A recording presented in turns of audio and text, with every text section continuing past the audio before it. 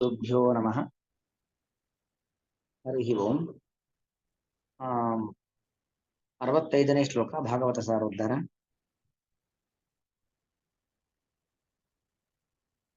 ತ್ಯಜೇತ ಕೋಶಸ್ಥ ಇವೇಹ ಮಾನಃ ಕರ್ಮಾಣಿ ಲೋಭಾದವಿತೃಪ್ತ ಕಾಮಃ ಔಪಸ್ಥ್ಯಜೈಹ್ಯಂ ಬಹುಮನ್ಯಮಾನಃ ಕಥಂ ವಿರಜ್ಯೇತ ದುರಂತ ಮೋಹಃ. ತ್ಯಜೇತ ಕೋಶಸ್ಥಃ ಇವ ಈಹ ಮಾನಃ ಕರ್ಮಾಣಿ ಲೋಭಾತ್ ಅವಿತೃಪ್ತ ಕಾಮಃ ಔಪಸ್ಥ್ಯ ಜೈಕ್ಷ್ಯಂ ಬಹುಮನ್ಯಮಾನಃ ಕಥಂ ವಿರಜ್ಯೇತ ದುರಂತ ಮೋಹಃ. ದುರಂತ ಮೋಹ, ಇದರಿಂದ ಆ ವ್ಯಕ್ತಿ ಹೊರಗೆ ಬರ್ಲಿಕ್ಕೆ ಹೇಗೆ ತಾನೇ ಸಾಧ್ಯ ಅನ್ನೋದನ್ನ ಹೇಳ್ತಿದ್ದಾರೆ. ಅದಕ್ಕೊಂದು ಉದಾಹರಣೆ ಕೊಡುವಂಥದ್ದು, ಕೋಶಸ್ಥಃ ಇವ ಈಹಮಾನಃ.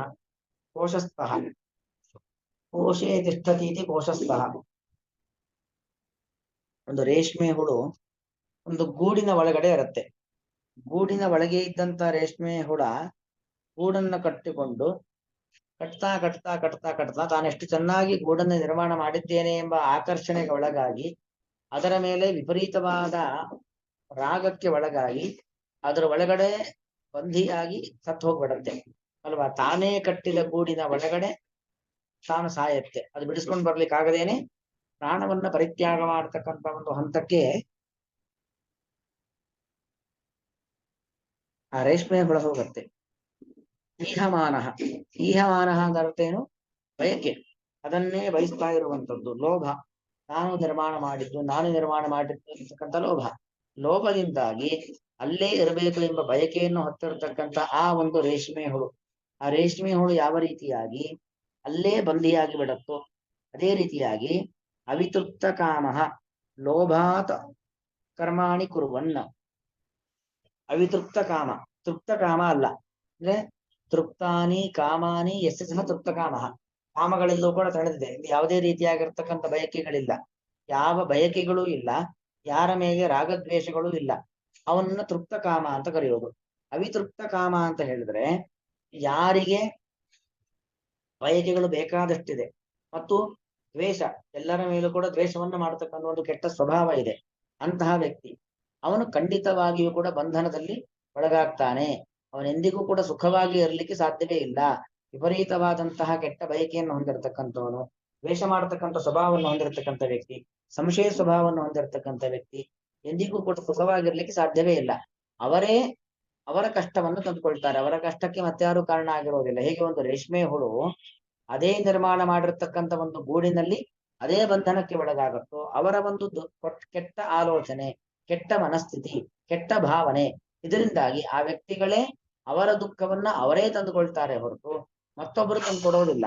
ಆದ್ರೆ ಮತ್ತೊಬ್ಬರ ಮೇಲೆ ನಿರಂತರವಾಗಿ ಬೆರಳು ಮಾಡ್ತಾ ಇರ್ತಾರೆ. ಇದು ಆ ಒಂದು ದುಷ್ಟ ಸ್ವಭಾವದ ವ್ಯಕ್ತಿಗಳ ಅಥವಾ ವಿಪರೀತ ಕಾಮಕ್ರೋಧಾದಿಗಳನ್ನ, ದ್ವೇಷ ಮತ ಮಾತ್ಸರ್ಯಗಳನ್ನು ಹೊಂದಿರತಕ್ಕಂಥ ವ್ಯಕ್ತಿಗಳ ಸ್ವಭಾವ. ಇನ್ನು ಔಪಸ್ಥ್ಯ ಜೈತ್ವ್ಯಂ ಬಹುಮನ್ಯಮಾನ.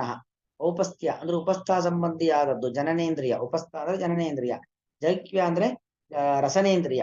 ಅಂದ್ರೆ ಕೃಷ್ಣ ಹೇಳ್ತಾನಲ್ಲ, ರಸವರ್ಜಂ ರಸೋಪ್ಯಸ್ಯ ಪರಂ ದೃಷ್ಟ್ವಾ ನಿವರ್ತತೆ ವಿಷಯಾ ವಿನಿವರ್ತಂತೆ ನಿರಾಹಾರಸ್ಯ ದೇಹಿನಃ.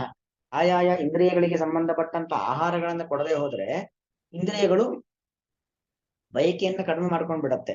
ಕಣ್ಣು ಬಣ್ಣದ ಕಡೆ ನೋಡಿಲ್ಲ ಅಂದ್ರೆ ಕಣ್ಣು ಬಣ್ಣ ನೋಡ್ಬೇಕು ಅಂತ ಬಯಕೆ ಹುಟ್ಟೋದೇ ಇಲ್ಲ.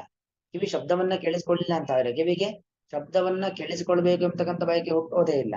ಹಾಗೆ ಯಾವ ಯಾವ ಇಂದ್ರಿಯಗಳಿಗೆ ಸಂಬಂಧಪಟ್ಟಂತ ವಿಷಯ ಪದಾರ್ಥಗಳನ್ನು ನಾವು ಕೊಡೋದಿಲ್ವೋ ಮತ್ತದ್ರ ಬಗ್ಗೆ ಆಸಕ್ತಿ ಹುಟ್ಟೋದಿಲ್ಲ. ಆದ್ರೆ ಜಿಕ್ವಾ ಚಾಪಲ್ಯ ಆ ರೀತಿಯಾದದಲ್ಲ. ಅದಕ್ಕೆ ಉಪವಾಸ ಹಾಕಿದಷ್ಟು ಮತ್ತು ಇನ್ನು ರುಚಿಕರವಾದಂತಹ ಆಹಾರ ಪದಾರ್ಥಗಳು ಬೇಕು ಅಂತ ಬಯಕೆ ಹುಟ್ಟುತ್ತೇ ಇರತ್ತೆ. ಹಾಗಾಗಿ ಔಪಸ್ಥ್ಯ ಮತ್ತು ಜಿಕ್ವ್ಯ. ಉಪಸ್ಥ ಅಂದ್ರೆ ಜನನೇಂದ್ರಿಯ, ಅದಕ್ಕೆ ಸಂಬಂಧಪಟ್ಟಂತ ಕ್ರಿಯೆ ಔಪಸ್ಥ್ಯ. ಜಿಕ್ವ ಅಂದ್ರೆ ರಸನೇಂದ್ರಿಯ, ಅದಕ್ಕೆ ಸಂಬಂಧಪಟ್ಟ ವಸ್ತುಗಳನ್ನ ರುಚಿ ನೋಡುವಂಥದ್ದು ಜೈಕ್ವ್ಯ. ಅದನ್ನೇ ಬಹುಮನ್ಯಮಾನಃ, ಇವೆರಡು ಮಾತ್ರ ಜಗತ್ತಿನಲ್ಲಿ ಇರುವಂಥದ್ದು ಅನ್ನೋ ಭಾವನೆಯಿಂದಾಗಿ ಬಹು ಎಂಬುದಾಗಿ ಮನ್ಯಮಾನಃ, ಅದೇ ದೊಡ್ಡದು ಎಂಬುದಾಗಿ ತಿಳಿದಿರ್ತಕ್ಕಂಥ ವ್ಯಕ್ತಿ ಕಥಂ ವಿರಜ್ಯೇತ ದುರಂತ ಮೋಹ. ಅವನು ಕಥಂ ವಿರಜ್ಯೇತ, ಹೇಗೆ ತಾನೆ? ದುರಂತ ಮೋಹ. ದುರಂತ ಮೋಹ ಅಂತ ಹೇಳಿದ್ರೆ ಅದಕ್ಕೊಂದು ಕೊನೆ ಅಂತಾನೆ ಇಲ್ಲ. ವಿಪರೀತವಾಗಿರ್ತಕ್ಕಂಥ ಮೋಹ, ಬೇಕು ಬೇಕು ಬೇಕು ಅಂತಕ್ಕಂಥ ಒಂದು ಬಯಕೆ, ಎಷ್ಟಿದ್ರೂ ಕೂಡ ಬೇಕು ಎಂಬತಕ್ಕಂಥ ಒಂದು ಕೆಟ್ಟ ಬಯಕೆ, ಆ ಬಯಕೆಯಲ್ಲಿ ಇದ್ದಿರ್ತಕ್ಕಂಥ ವ್ಯಕ್ತಿ ಕಥಂ ವಿರಜ್ಯೇತ, ಹೇಗೆ ತಾನೇ ವಿರಕ್ತಿಯನ್ನು ಹೊಂದಲಿಕ್ಕೆ ಸಾಧ್ಯ? ಅಂದರೆ ಇವನು ನಿಜವಾಗಿಯೂ ಕೂಡ ವಿರಕ್ತಿಯನ್ನು ಹೊಂದೋದಿಲ್ಲ ಅನ್ನೋದು ಇದರ ಅಭಿಪ್ರಾಯ. ವ್ಯಾಖ್ಯಾನ ಓದ್ಬಿಡ್ತೀನಿ, ಅನ್ವಯಾರ್ಥ ಮತ್ತೆ ನೋಡೋಣ. ಕೋಶಸ್ಥಃ, ಭಾಗವತದಲ್ಲಿ ಇದೆ ಕೋಶಸ್ಥ ಅಂತಿದೆ.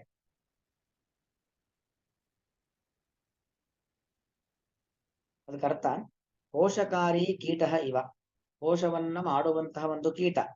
ಲೋಭಾತ್ ಅವಿತೃಪ್ತ ಕಾಮ, ಲೋಭದಿಂದಾಗಿ ಅವಿತೃಪ್ತ ಕಾಮ ಅಂದ್ರೆ ಆ ಬಯಕೆಗಳು ಕಡಿಮೆ ಆಗಿಲ್ಲ. ಅವಿತೃಪ್ತ ಕಾಮ ತದನುಕೂಲಾನೇವ ಕರ್ಮಾಣಿ, ಅಂದ್ರೆ ತನ್ನ ಕಾಮನೆಗಳನ್ನ ಪೂರ್ಣ ಮಾಡಿಕೊಳ್ಬೇಕು, ಅದಕ್ಕೆ ಬೇಕಾಗಿರತಕ್ಕಂಥ ಕರ್ಮಗಳನ್ನೇ ಈಹಮಾನಃ, ಈಹಮಾನಃ ಅಂದ್ರೆ ನಿರಂತರವಾಗಿ ಬಯಸುತ್ತಾ, ಕುರ್ವಾಣಃ ಬಯಸೋದು, ಬಯಸದನ್ನ ಮಾಡೋದು. ಯಾಕಂದ್ರೆ ಇಚ್ಛತಿ, ಇಚ್ಛಾ ನಂತರದಲ್ಲಿ ಯತ್ನ, ಅದನ್ನು ಮಾಡುವಂಥದ್ದು ಕುರ್ವಾಣಃ. ಅತಯೇವ ದುರಂತ ಮೋಹ, ಹಾಗಾಗಿ ದುರಂತ ಮೋಹ. ಕಥಂ ವಿರಜ್ಯೇತ, ಹೇಗೆ ತಾನೇ ವಿರಕ್ತಿಯನ್ನು ಹೊಂದಲಿಕ್ಕೆ ಸಾಧ್ಯ? ದುರಂತವಾದ ಮೋಹ ಅಂದ್ರೆ ಕೆಟ್ಟದ್ದನ್ನ ಉಂಟು ಮಾಡಿ ಬೇಕು ಬೇಕು ಎಂಬತಕ್ಕಂಥ ಬಯಕೆ, ಒಳ್ಳೆಯದನ್ನ ಕೆಟ್ಟದ್ದು ಅನ್ಕೊಳೋದು, ಕೆಟ್ಟದ್ದನ್ನ ಒಳ್ಳೆಯದು ಅನ್ಕೊಳ್ಳೋದು, ಒಳ್ಳೆಯ ವ್ಯಕ್ತಿಗಳನ್ನ ಕೆಟ್ಟವರು ಅನ್ಕೊಳ್ಳೋದು, ಕೆಟ್ಟ ವ್ಯಕ್ತಿಗಳನ್ನ ಒಳ್ಳೆಯವರು ಅಂತ ಅನ್ಕೊಳ್ಳೋದು, ಇದೆಲ್ಲ ಕೂಡ ದುರಂತ ಮೋಹ. ಹೀಗೆ ದುರಂತ ಮೋಹಕ್ಕೆ ಒಳಗಾಗಿರತಕ್ಕಂಥ ವ್ಯಕ್ತಿ ಕಥಂ ವಿರಜ್ಯೇತ, ಹೇಗೆ ತಾನೇ ವಿರಕ್ತಿಯನ್ನು ಹೊಂದಲಿಕ್ಕೆ ಸಾಧ್ಯ? ಅವಿರಾಗೆ ಮೂಲ ಕಾರಣ ಮಾಹ, ಯಾಕೆ ಅವನಿಗೆ ವಿರಕ್ತಿ ಬರ್ತಾ ಇಲ್ಲ? ವಿರಾಗ ಬರ್ಬೇಕು, ವಿರಕ್ತಿ ಬರಬೇಕಲ್ವಾ?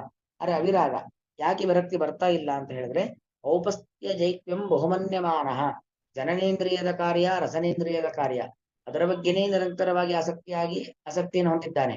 ಯಾಕೆ ಈ ಕಾರ್ಯಗಳಲ್ಲಿ ವಿಪರೀತ ಆಸಕ್ತಿಯನ್ನು ಹೊಂದಿದ್ದಾನೆ ಅಂದ್ರೆ, ಅದನ್ನೇ ಬಹಳ ದೊಡ್ಡದು ಸಮಾಜದಲ್ಲಿ, ಜೀವನದಲ್ಲಿ ಅಂತಹ ಔಪಸ್ಥ್ಯ ಜಿಕ್ವಗಳ ಕಾರ್ಯವನ್ನ ಮಾಡಿಬಿಟ್ರೆ ನಾನು ಕೃತಕೃತ್ಯನಾದೆ ಅಂತಕ್ಕಂಥ ಭಾವವನ್ನು ಅವನು ಹೊಂದಿದ್ದಾನೆ. ಅದನ್ನೇ ಬಹು ಎಂಬುದಾಗಿ ತಿಳ್ಕೊಂಡ್ಬಿಟ್ಟಿದ್ದಾನೆ. ಹಾಗೆ ಜೈಕ್ಯಂ ಜಿಕ್ವೇಂದ್ರಿಯ ವ್ಯಾಪಾರಂಚ, ಇಲ್ಲಿ ಜೈಕ್ಯಂ ಜಿಕ್ವೇಂದ್ರಿಯ ವ್ಯಾಪಾರಂಚ ಬಹು ಮಹಾಪುರುಷಾರ್ಥತೆ, ಅದೇ ದೊಡ್ಡ ಪುರುಷಾರ್ಥ, ಮೋಕ್ಷನೂ ಅಲ್ಲ ಅಂತ ಹಾಗೆ ತಿಳ್ಕೊಂಡಿರ್ತಕ್ಕಂಥ ವ್ಯಕ್ತಿ ಮನ್ಯಮಾನ, ಅದು ದೊಡ್ಡ ಪುರುಷಾರ್ಥ ಅಲ್ಲ, ಆದ್ರೆ ಅವನು ಹಾಗೆ ತಿಳ್ಕೊಂಡಿದ್ದಾನೆ. ಒಂದು ಶ್ಲೋಕ, ಓ ಗೃಹೇಶು ಭುಮಾನ್ ಸಕ್ತಂ ಆತ್ಮಾನಂ ಅಜಿತೇಂದ್ರಿಯ ಸ್ನೇಹಪಾಶೇ ದೃಢೈರ್ಬದ್ಧಂ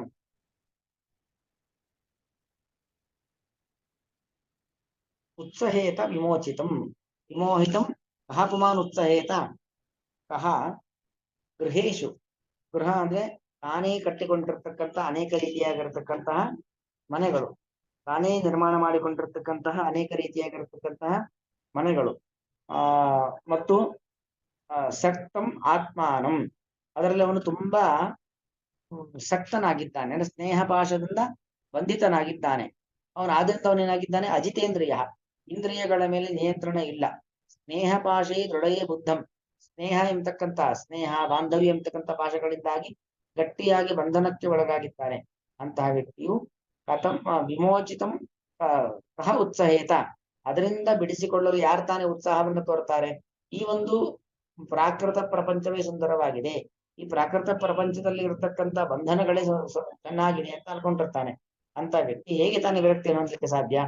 ಗೃಹೇಶು ಪುಮಾನ್ ಗೃಹೇಶು ಸಕ್ತಂ ಆತ್ಮಾನಂ ಅಜಿತೇಂದ್ರಿಯ ಸ್ನೇಹಪಾಶೇ ದೃಢಯಬದ್ಧಂ ಉತ್ಸಹೇತ ಕಹ ವಿಮೋಹಿತಂ ಕಹ ಉತ್ಸಹೇತ, ಬಿಡುಗಡೆಯನ್ನು ಮಾಡಲು ಯಾರು ತಾನೇ ಸಮರ್ಥರಾಗುತ್ತಾರೆ? ಈಹಮಾನಃ, ನಿರಂತರವಾದ ಬಯಕೆಯನ್ನು ಹೊಂದಿರತಕ್ಕಂಥ ವ್ಯಕ್ತಿಯು ಕೋಶಸ್ಥ ಇವ, ಕೋಶದ ಒಳಗೆ ಇದ್ದು ಆ ಒಂದು ಕೋಶವನ್ನ ಗೂಡನ್ನ ತಯಾರು ಮಾಡತಕ್ಕಂಥ ರೇಷ್ಮೆ ಹುಳದಂತೆ